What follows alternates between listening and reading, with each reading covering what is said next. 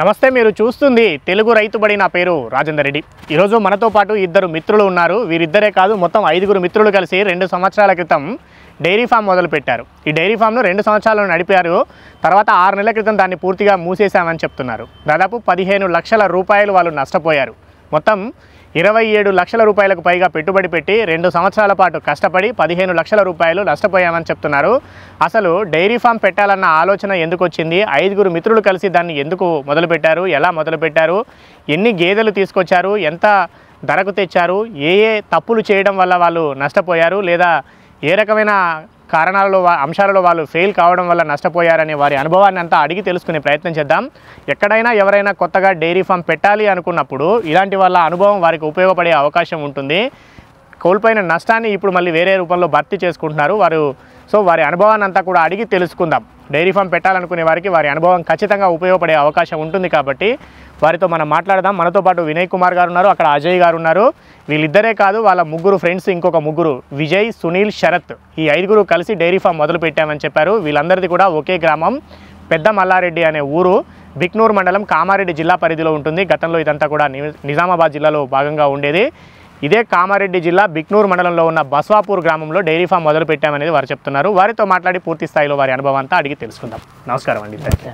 మీరిద్దరు ఇంకొక 3 5 కలిసి మొదలు పెట్టారా? అవును సార్.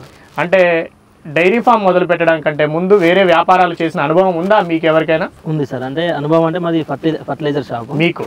మనకు. మీ ఫ్రెండ్కు బిజినెస్, వేరే మిర్చి బిజినెస్. మిగతా 3 వాళ్ళది ఫర్టిలైజర్ షాప్. మీరు అంటే పెద్ద ఏజ్ ఏం లాగలేదు, ఎంత సుమారుగా ఎంత ఉంటుంది? 28. మీది అందరిది అంతేనా? 21.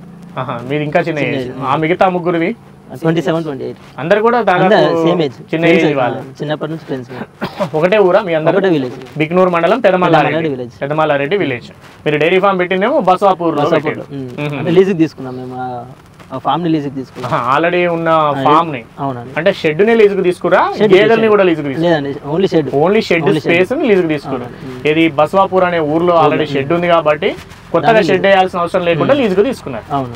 ఓకే. ఎన్ని సంవత్సరాల క్రితం మొదలు పెట్టారు? ఇప్పుడు మనము 2025 అక్టోబర్ నెలలో ఉన్నాం. మీరు ఎప్పుడు మొదలు పెట్టారు? 2023 డిసెంబర్ అనుకుంటా సార్ మనం స్టార్ట్ చేసింది.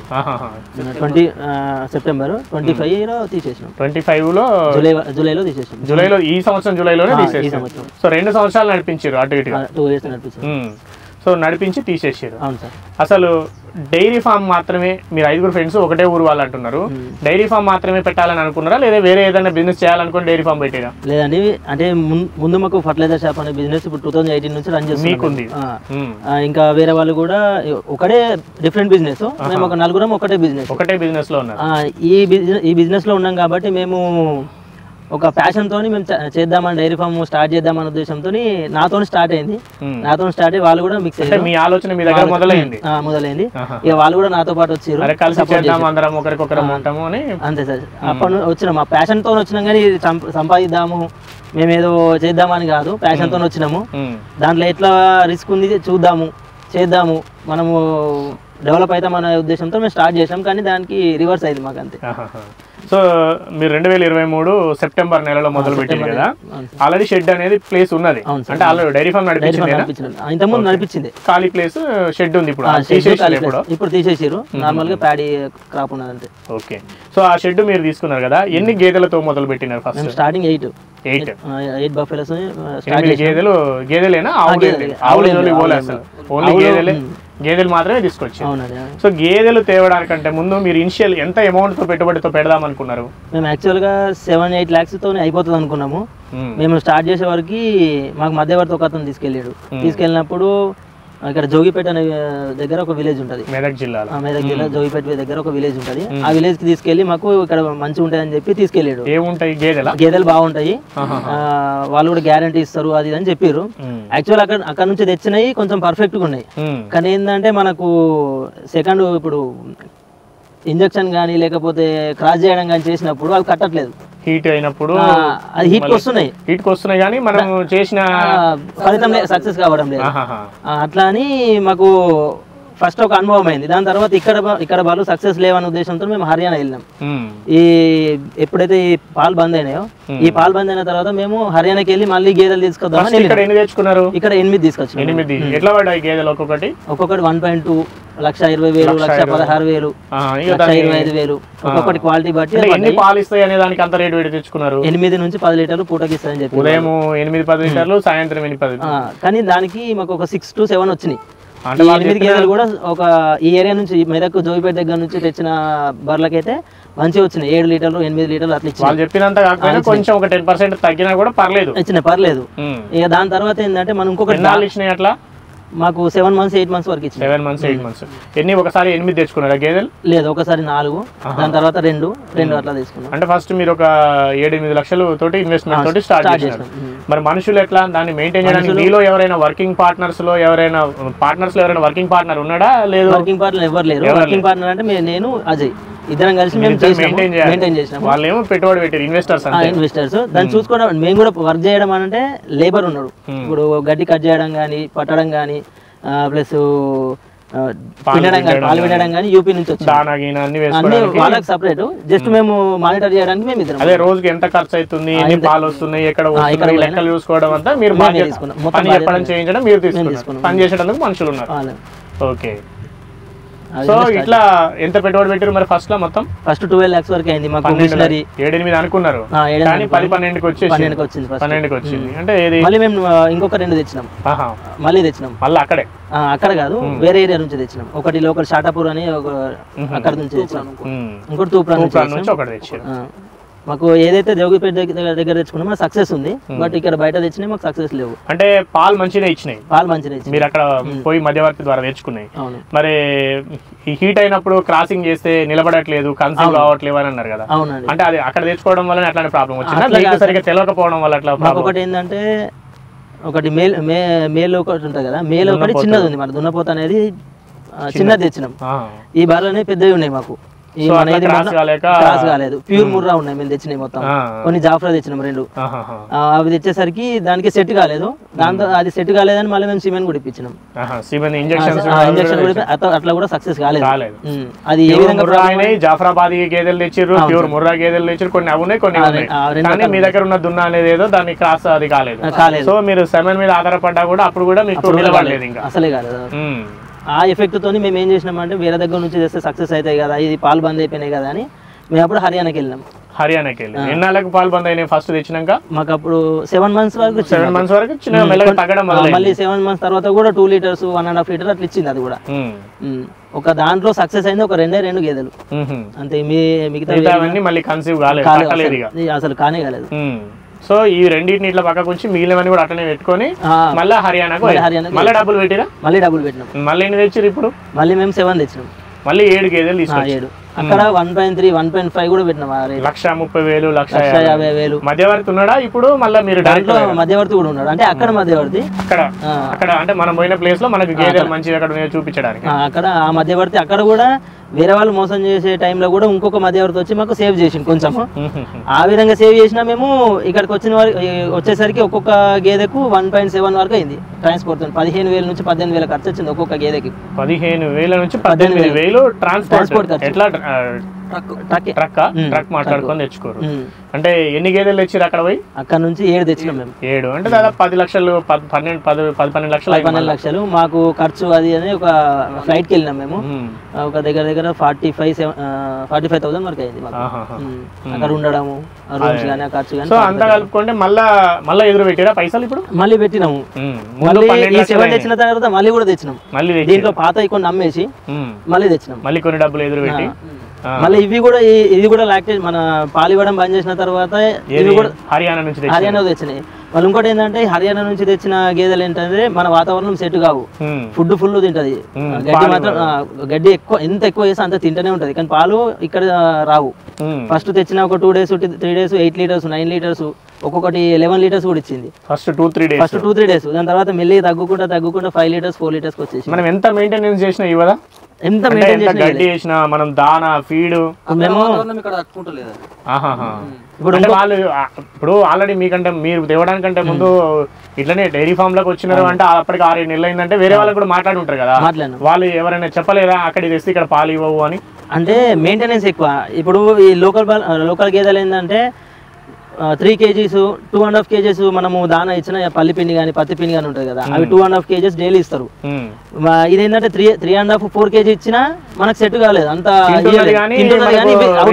అవుట్పుట్ రావట్లేదు మనకు. ఆ విధంగా మేము కొద్ది ఇబ్బంది పడ్డాం. దాని తర్వాత కూడా అది కూడా మాకు కన్సీవ్ కాలేదు. ఇవి కూడా సేమ్ ప్రాబ్లం. మళ్ళీ వేరే దగ్గర నుంచి మేము మేల్ గేదె తెచ్చినా గానీ అక్కడ నుంచి కూడా సక్సెస్ కాలేదు మాకు. దున్నపోతు తెచ్చినా అక్కడ నుంచి కూడా సక్సెస్ కాలేదు. ఏది అక్కడ నుంచి తెచ్చినవా? ఇక్కడ వేరే వాళ్ళది పెద్ద బ్రీడ్. మీరు దున్నని తీసుకొచ్చినారు కానీ మీ గేదెలు ఫస్ట్ ఇక్కడ లోకల్ గా తెచ్చుకున్న గేదెలు కూడా కన్సీవ్ కాలేదు. అక్కడ హర్యానా నుంచి తెచ్చినవి మళ్ళీ కన్సీవ్ అవి కూడా కాలేదు. Same problem. అదే సేమ్ ప్రాబ్లం. అంటే ప్రతిసారి కొత్త గేదెలు కొనుక్కోవాల్సిన అవసరం పడుతుంది. అంతే సార్. అంతేనా? అంతే. ప్రతిసారి ఇప్పుడు ఇది 1.5 lakh తెస్తున్నాం, 60-70,000 పోతున్నాం. సగానికి సగం ధర పడిపోతుంది. 60-70 వేలు పాల మీద వస్తాయా? రావు కదా. రావు. వస్తాయి మాకు మంత్లీ 1.5 1,40,000 1,30,000 రూపాయలు మాకు వస్తుండే. కానీ దానాకు ఖాళీ దానాకే 70 నుంచి 80 వేలు ఖర్చు. 70 నుంచి 80 వేలు ఆడిపోతే మళ్ళీ లేబర్ కాస్ట్ 40,000. ఎంతమంది? ముగ్గురు మనుషులకు వాళ్ళకు 40 వేలు ఖర్చు. 70-40 1,10,000 పడితే షెడ్ కిరాయి, మళ్ళీ ఇంజక్షన్స్ కి, మళ్ళీ కాల్షియం బాటిల్స్ కి, అవి దానికి దగ్గర 15,000 అవుతుండే. అవో 15,000. షెడ్ కి ఎంతో కొంత రెంట్, షెడ్ కి 8,000. మళ్ళీ గడ్డి పెంచుకోవడానికి భూమి కౌలు లీజు అది ఉంటది కదా, మళ్ళీ యూరియా ఫర్టిలైజర్ అన్ని ఉంటాయి కదా, అవన్నిటితో చాలా ఇబ్బంది పడ్డాం. సేమ్ ఆడికాడికి సరిపోయినాయి. మాకు ట్రాన్సాక్షన్ లో అసలు అక్కడికక్కడికి వెళ్ళిపోయింది. బట్ ఏంటంటే మేము అమ్మినాం కదా, మళ్ళీ సేల్ చేసినాం కదా, ఏదైతే పాలు ఇవన్నీ వాళ్ళు ఉంటాయా అవి అమ్మేసేసరికి దాంట్లో అమౌంట్ హాఫ్ అమౌంట్ అనేది వెళ్ళిపోయింది మనకు. అట్లా లాస్ అయినాం మేము. ఈ మెయింటెనెన్స్ అక్కడికక్కడికి వెళ్ళినా గానీ మనకు అవి కట్టకపోవడంతో లాస్ అయిపోయినాం. కట్టకపోవడం అనే సమస్య మీకే వస్తుందా, ఎవరికైనా వస్తుందని విన్నారా? ఇంతకుముందు అంటే చాలా మంది 90% కట్టినా అని చెప్తున్నారు, కానీ మాకే ఎందుకైందో మాకు తెలియలేదు. మీకు అసలు నాలెడ్జ్ లేకపోవడం వల్ల, అనుభవం నాలెడ్జ్ లేదు అంటే మేము ప్రతి డాక్టర్ని కూడా పిలిచినాం. డాక్టర్ గవర్నమెంట్ నుంచి వాళ్ళు కూడా వచ్చారు. వాళ్ళు కూడా చెప్తే మనం ఏం చేయలేము, ఇన్నిసార్లు వేసినాం. సిమెంట్ కూడా ఒక్కొక్కదానికి 2-3 టైమ్స్ వేసినాం, అట్లా కూడా సక్సెస్ కాలేదు.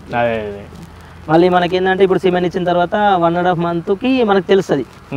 45 days 30 days దాటినాక 45 days వరకు మనకు తెలుస్తుంది. ఇప్పుడు సిమెంట్ ఇచ్చిన మళ్ళీ 2 months దాకా మనం వేయద్దు. ఇప్పుడు కట్టలేదు అంటే మళ్ళీ ఆ 1.5 month కూడా లాస్ అవుతున్నాం మేము. సో అట్లా టైం వేస్ట్ అయింది. ఆ టైంలో దానికి గడ్డి పెట్టాలి, వేయకపోయినా దాని అయితే మేపాలి కదా, తప్పదు కదా. అదొకటి, లేబర్ ఖర్చు ఒకటి చాలా ఎక్కువ అయిపోయింది. ఆ ఉద్దేశంతో మేము ఎన్కరేజ్ చేసేసి తీసి మొత్తం అన్ని అమ్మేసి గేదెలకు పెట్టారు, గేదెలని అమ్మేసి. మీకు 1,20,000 1,30,000 1,50,000 పెట్టుకుని తెచ్చుకున్న గేదెలు సగం ధరకు అమ్ముకోవాల్సి వచ్చేసరికి సగం డబ్బులు లాస్ అయ్యారు.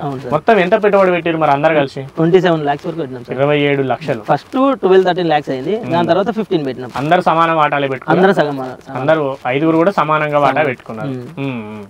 5 సమాన వాటా పెట్టారు. నష్టం కూడా సమానంగా నష్టపోయారు. అంటే 5 పొత్తు ఎందుకు పెట్టాలనుకోరు అసలు మీరు? 5 మనుషులు కలిసి ఒక డైరీ ఫామ్, ఒకరో ఇద్దరు ఉంటారు కదా జనరల్ గా. చిన్నప్పటి ఫ్రెండ్స్ మేము ఏం చేసినా కొంచెం ఏంటంటే ఇప్పుడు మా ఫీల్డ్ మొత్తం ఫర్టిలైజర్ ఫీల్డ్. ఈ అబ్బాయి ఒక్కడు కొంచెం వేరే బిజినెస్.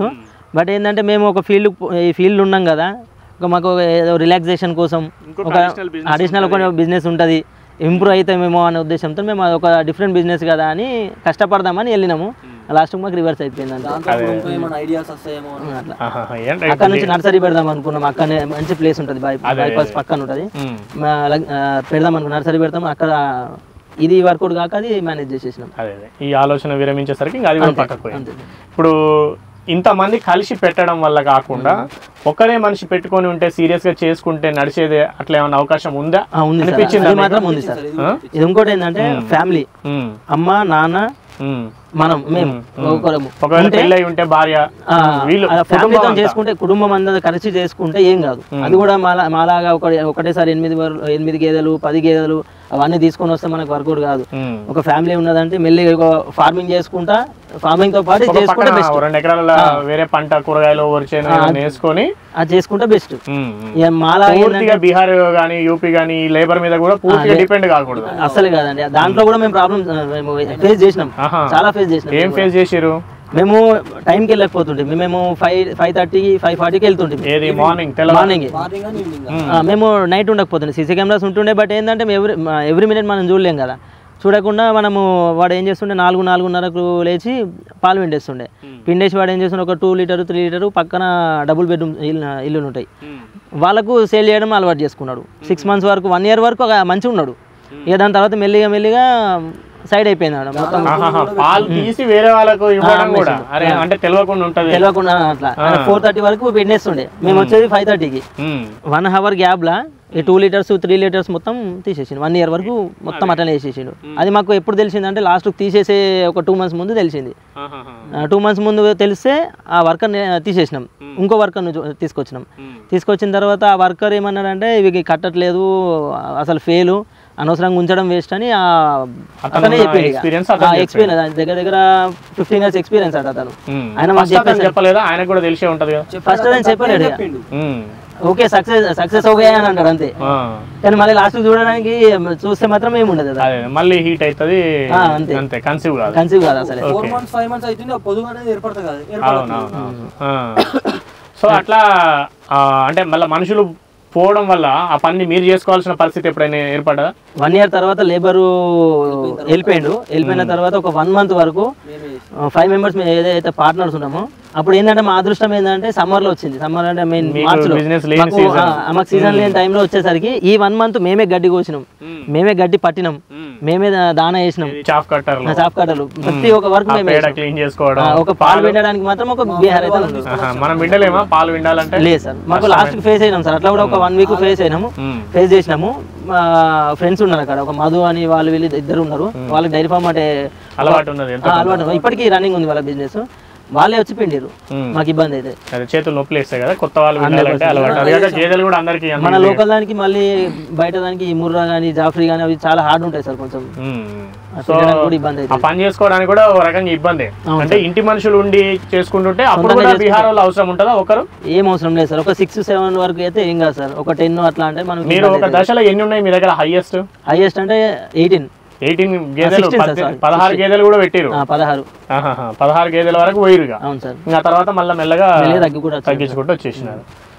ఓకే. సో మొత్తం 27 లక్షల రూపాయలు పెడితే 15 లక్షలు లాస్.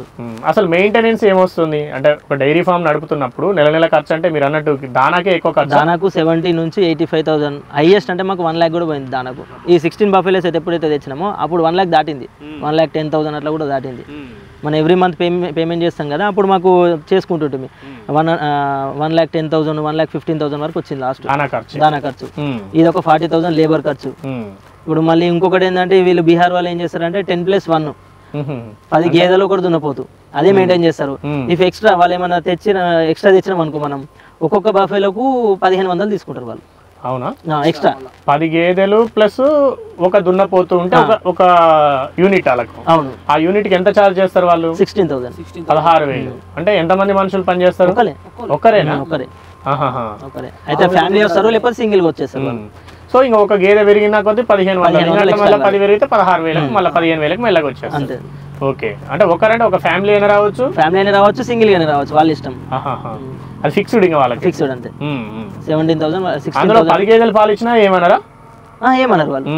10 గేదెలు పాలు ఇచ్చినా వాళ్ళు ఎక్స్ట్రా చార్జెస్ ఏమన్నారు. 11th ఇఫ్ కేసు ఇంకా 11వ వారు ఉన్నారంటే 100% 1,500 చెల్లించారు. దాని మొత్తం పని అంతా వాళ్ళే చూసుకుంటారా? మొత్తం వాళ్ళే. క్లీనింగ్, గడ్డి కోయడం, చాఫ్ కటింగ్ ఉండదు. కటింగ్, చాఫ్ కటింగ్ ఇంకొక లేబర్. జస్ట్ దాన వేయడము, క్లీన్ చేయడము, పాలు పిండడం వీళ్ళది. షెడ్ వరకు వాళ్ళు చూసుకుంటారు. గడ్డి కోసుకురావడం, ముక్కలు చేయడం, గడ్డి వేయడం కూడా వాళ్ళు ఏమి వేయరు, వాళ్ళు వేస్తారు, హెల్ప్ చేస్తారు. ఒక్కొక్కసారి హెల్ప్ చేయమంటారు వీళ్ళని అంతే. అంతేగాని బయట షెడ్ బయట జరిగే పని వాళ్ళు పట్టించుకోవాలి. షెడ్ లోపల ఇంజెక్షన్స్ కానీ కాల్షియం ఎక్కియడం కానీ అవన్నీ వాళ్ళే చేసుకుంటారు. ఓకే. వాళ్ళ ఎక్స్పీరియన్స్ ఉపయోగపడ్డదా? మరి వాళ్ళ ఎక్స్పీరియన్స్ కొంచెం ఉపయోగపడ్డది మీకు తెలియని దానికి.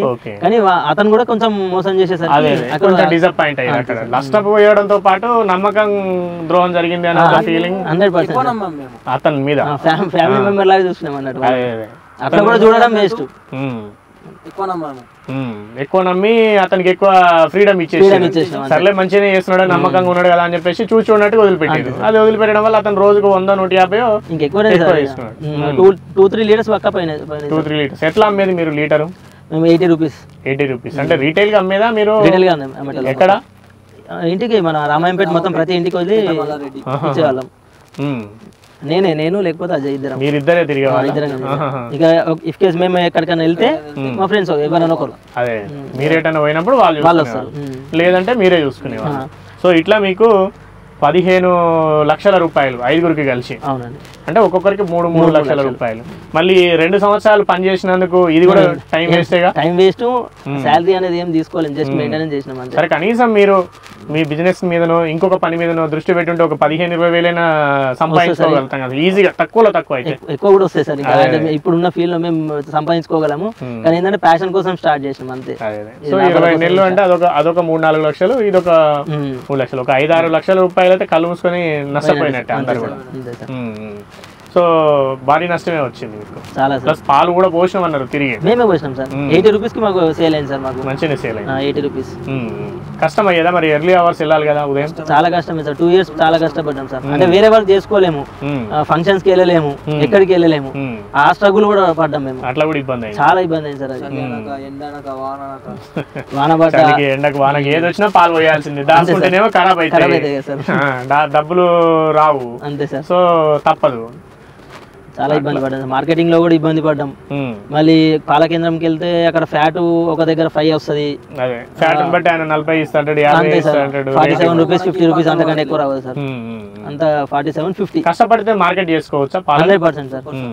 మేము దీంట్లో ఇన్వాల్వ్ అయిన తర్వాత వేరే ఇది వద్దు, ఈ సైడ్ అయ్యి మనం ఏదైనా యూనిట్ పెట్టుకుందాము, వేరే ప్రొడక్షన్ ఇప్పుడు వేరే వాళ్ళ దగ్గర నుంచి తెచ్చుకొని మనం ప్యాక్ చేసుకొని మన బ్రాండ్ పెట్టుకొని అమ్ముకుందాము అనే ఆలోచన కూడా మాకు వచ్చింది.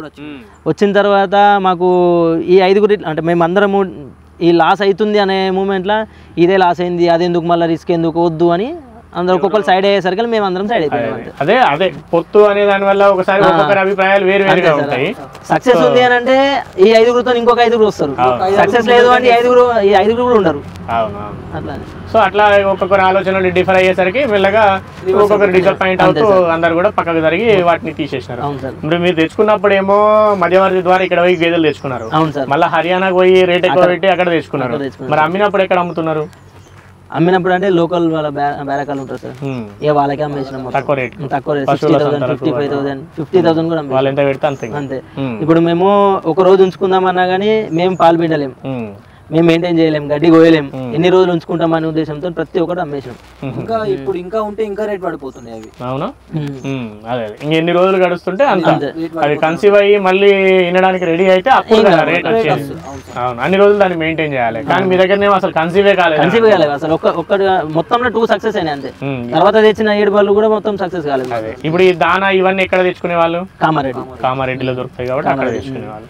సో ఇంకా వేరే ఇన్వెస్ట్మెంట్ ఏమేమి చేశారు గేదెలకు కాకుండా, దానా కాకుండా?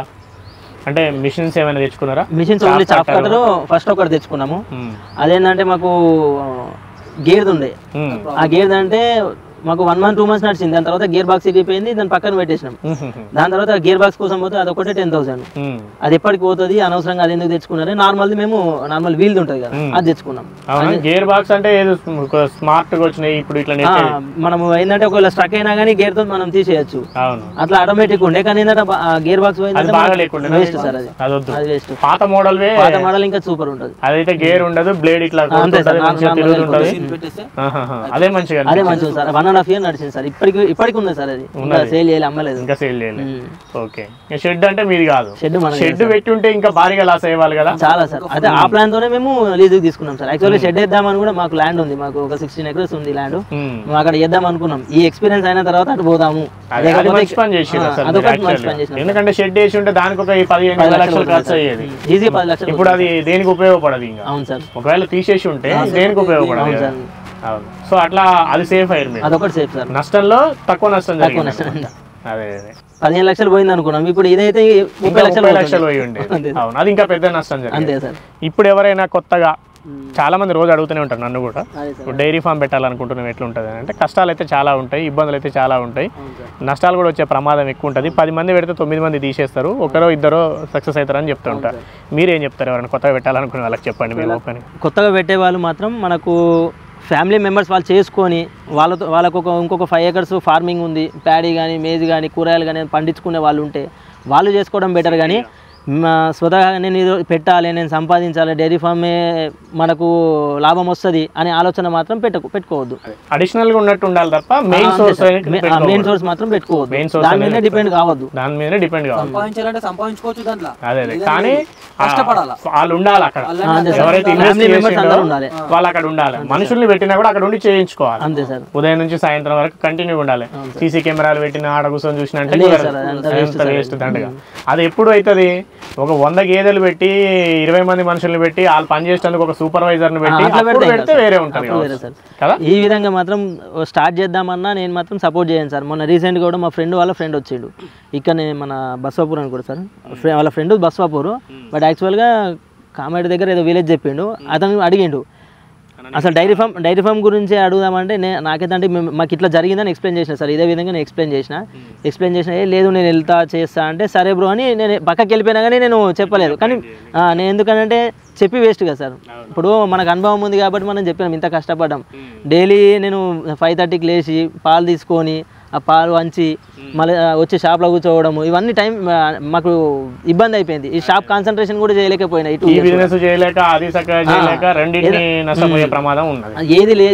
ఏది లేదు ఫార్మింగ్ చేసుకుంటున్నాము, సొంత పొలం ఉంది, టైం ఇస్తా దానికి అని అంటే మాత్రమే దిగాలి, లేకపోతే అవసరమే లేదు. అది కూడా మెల్లమెల్లగా 2-3 అట్లా పెట్టుకొని తర్వాత పెంచుకోవాలి. మళ్ళీ ఎక్కడికి వెళ్ళినా కానీ హర్యానాకి వెళ్దాము, అటు వెళ్దాం ఇటు వెళ్దాం అని ఎట్టు ఆలోచన పెట్టుకోకండి. లోకల్ కూడా చాలా బాగా ఉన్నాయి.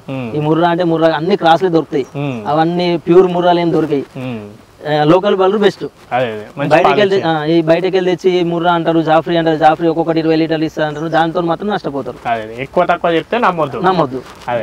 మినిమం ఎంత వస్తాయని అంచనా ఉండాలి, అనుభవం పెంచుకోవాలి. అంతే సార్, 1, 2, 3, 4 ఇట్లా పెంచుకుంటా పోవాలి తప్ప ఒకేసారి కొత్తగా దిగిన ఒకేసారి 10 గేదెలు 20 గేదెలు పెడితే 10 లక్షలు 20 లక్షలు పోతున్నట్టే లెక్క. ఇప్పుడు మాకు హర్యానా ఎక్స్పీరియన్స్ ఏమైంది సార్, ఇప్పుడు మేము ఏంటంటే చూసొద్దాము ఒకసారి ఎక్స్పీరియన్స్ చేద్దామని వెళ్ళిన తర్వాత మాకు ప్రతి విలేజ్ కర్తల్ అని విలేజ్ ఉంటుంది, అక్కడ కర్తల్ విలేజ్ నుంచి మేము తెచ్చాం అన్నట్టు.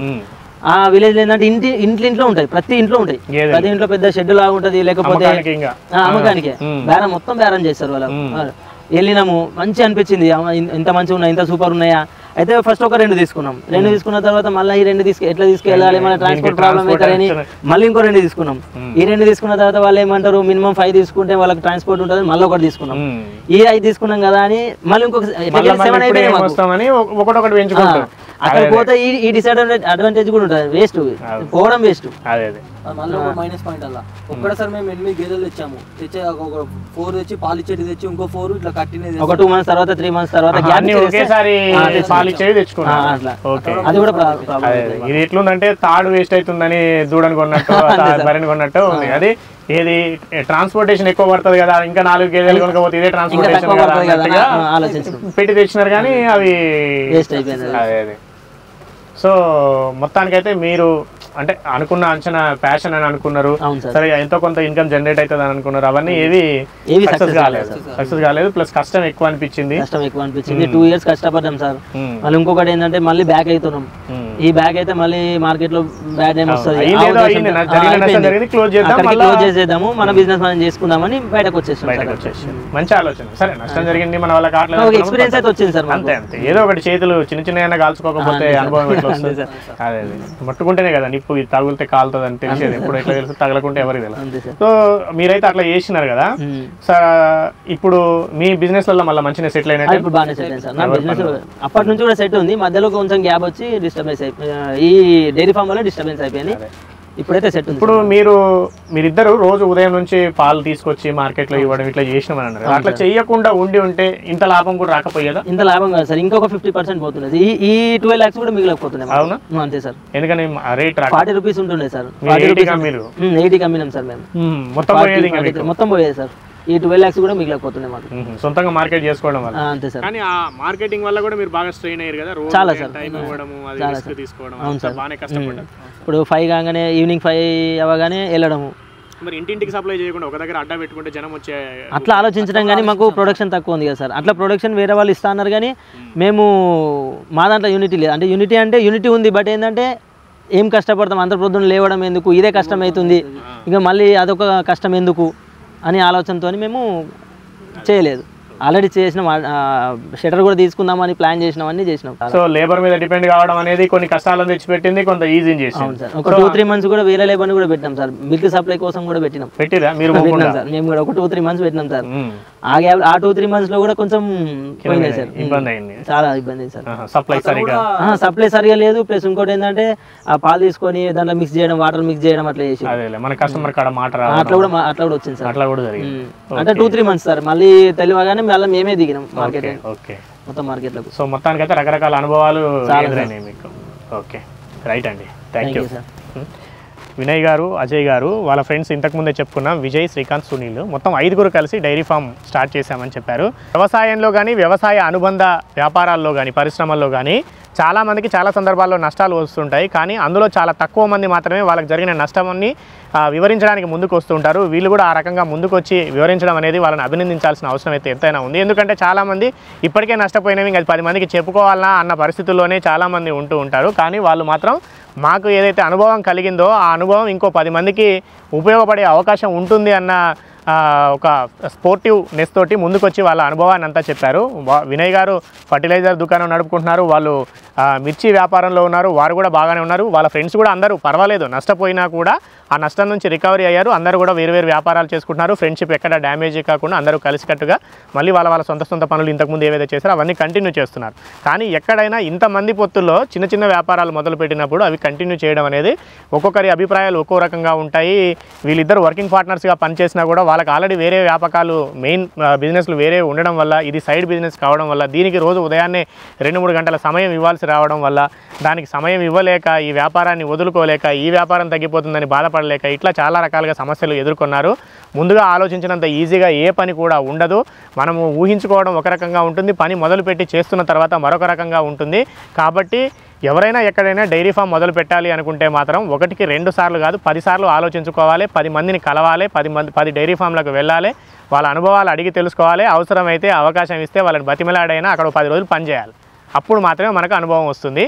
అట్లా తెలుసుకున్న తర్వాత అట్లా మొదలుపెట్టిన వాళ్ళలో 10 మందిలో 7-8 మంది నష్టపోతుంటారు, తిరిగి తీసేస్తుంటారు. షెడ్ పెట్టుకొని కొత్తగా ఒకేసారి 10 గేదెలు 20 గేదెలు తీసుకొచ్చుకొని పెట్టుకున్నారంటే పెట్టిన పెట్టుబడిలో మొత్తం 70-80% తిరిగి లాస్ అయ్యే ప్రమాదం మాత్రమే ఉంటుంది. లాభాలు తీసుకునే వాళ్ళ సంఖ్య చాలా తక్కువగా ఉంటుంది. ఎందుకంటే ఇది కష్టంతో కూడిన పని, ప్రతిరోజు క్రమం తప్పకుండా చేయాల్సిన పని, ఇతర మనుషుల మీద ఆధారపడాల్సిన పని. కాబట్టి నష్టం ఎదురయ్యే అవకాశాలు ఎక్కువగా ఉంటాయి. మార్కెట్లో పాలకు ఎంత డిమాండ్ ఉందో అంతే కాంపిటీషన్ ఉంటుంది. మన పర్యవేక్షణ లేకపోతే కల్తీ జరిగే ప్రమాదం ఉంటుంది.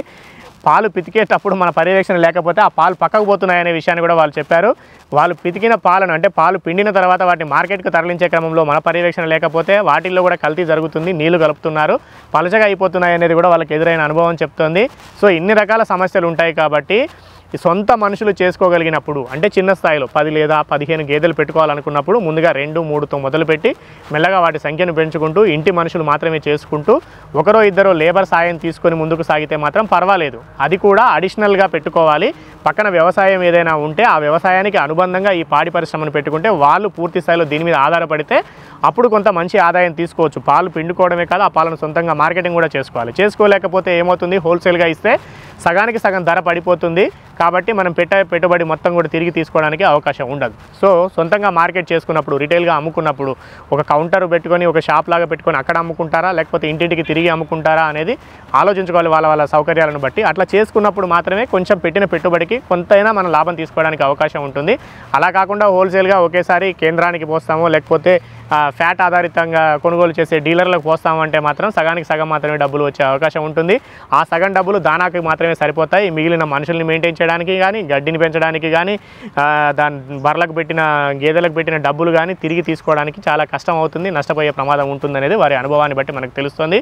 ఎవరైనా ఎక్కడైనా ఏదైనా కొత్త పని, not only dairy farm, dairy farm మాత్రమే కాదు, ఏదైనా కొత్త పనిని మొదలు పెట్టాలనుకునే ముందు 1కి 2 సార్లు ఆలోచించుకోవాలి, పరిశోధన చేయాలి, పరిశీలించాలి, వెళ్ళాలి, చూడాలి, తెలుసుకోవాలి, పని చేయాలి, అనుభవం పెంచుకోవాలి. ఆ తర్వాత మాత్రమే మొదలు పెట్టాలని రైతుబడి సూచిస్తుంది.